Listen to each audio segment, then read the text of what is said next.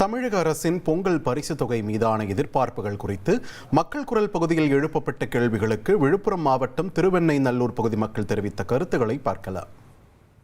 தமிழக அரசு உடனடியாக இது போன்ற செலவினம் செய்து அவங்க கட்சிக்காரர்களே இந்த ஊழல் செய்வதற்கு இது ஒரு வாய்ப்பா இருக்குது. ஏன்னா இது பல கோடி ஊழல் நடக்கதா மக்களுக்கு தெரிய வருது. அதனால ஊழல் பண்ணாம இருக்கிறதுக்கு கையில காசா கொடுத்தா நல்லா இருக்கும். அது 5000 to 10,000 வழங்கணும்னு நாங்க எதிர்பார்க்கிறோம் சார். பொங்கல் பரிசுன்னு கொடுக்குறாங்க, அரிசி பருப்பு காசுன்னு சொல்றாங்க. எங்களுக்கு வரி பணம் கம்மியா இருந்தாலே, ஒரு பொருள் வாங்க போனாலே கம்மியா இருந்தாலே போதும்.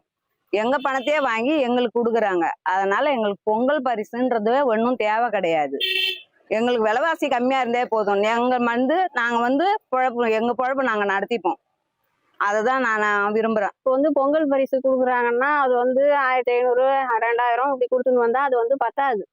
எந்த பொருளுமே சரி நல்லா இல்லாத பொருள் தான் கொடுக்குறாங்க. அந்த பொருளை வாங்கி எதுவும் யூஸ் பண்றது கிடையாது. எல்லாம் குப்பையில போட்டுடுறாங்க. தேவையில்லைன்றதை எடுத்து போட்டுடுறாங்க. அந்த காசு வாங்கினாலும் ஒரு நாளைக்கே பத்த மாட்டேங்குது. இருக்கிற விலைவாசியில அது ஒரு நாளைக்கு பத்த மாட்டேங்குது. அதுக்காக விலைவாசி குறைச்சாலும் அந்த காசு கொடுக்க தேவையில்லை. விலைவாசியை குறைச்சிங்கன்னா போதும். மக்கள் குரல் பகுதியில் திருவெண்ணெய்நல்லூர் பகுதி மக்கள் தெரிவித்த கருத்துக்களை நாம் பார்த்தோம்.